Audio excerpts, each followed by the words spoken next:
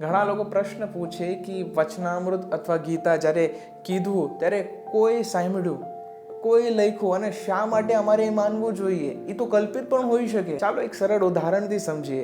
આપણે જ્યારે શાળામાં જઈએ ત્યારે શિક્ષક આપણને ભણાવે 2+2 = 4 અથવા ABCD ક ખ ગ ઘ. જો આપણે શિક્ષકને પૂછીએ છીએ કે સર આ સૌથી પહેલા કોએ શોધ્યું, કોણે સાબિત કર્યું, આપણે કેમ માનવું જોઈએ? ઉત્તર છે ના. કારણ કે આપણને વિશ્વાસ હોય છે કે શિક્ષક સાચી પરંપરાથી મળેલું જ્ઞાન આપણને આપી રહ્યા છે. એ જ રીતે ભગવાનનું જ્ઞાન પણ ગુરુ શિષ્ય પરંપરાથી આગળ આવ્યું છે. જેમ આપણે શિક્ષક પાસેથી ગણિત, વિજ્ઞાન, ઇતિહાસ આદિ બાબત શીખીએ છીએ, એમ જ આપણે ગુરુ અને શાસ્ત્ર દ્વારા આધ્યાત્મિક જ્ઞાન શીખીએ છીએ. વચનામૃત અથવા ગીતા માત્ર એક પુસ્તક નથી, એવું શાસ્ત્ર છે જે હજારો લોકોના જીવનને જ્ઞાન આપી રહ્યું છે, જીવન પરિવર્તિત કરી રહ્યું છે. ગીતા અથવા વચનામૃત માત્ર એક પુસ્તક નથી, એ એવું દિવ્ય જ્ઞાન છે જે હજારો વર્ષોથી લોકોના જીવનને માર્ગ આપી રહ્યું છે. પ્રશ્ન માત્ર એ નથી કે કોણે લખ્યું, પણ એ પણ વિચારવું જોઈએ કે શું આ જ્ઞાન આજે પણ લોકોના જીવનમાં સારો બદલાવ, સારું પરિવર્તન લાવી રહ્યું છે? કમેન્ટમાં તમારું ઉત્તર જરૂર આપજો અને આપણા શાસ્ત્રો પર હંમેશા વિશ્વાસ રાખજો.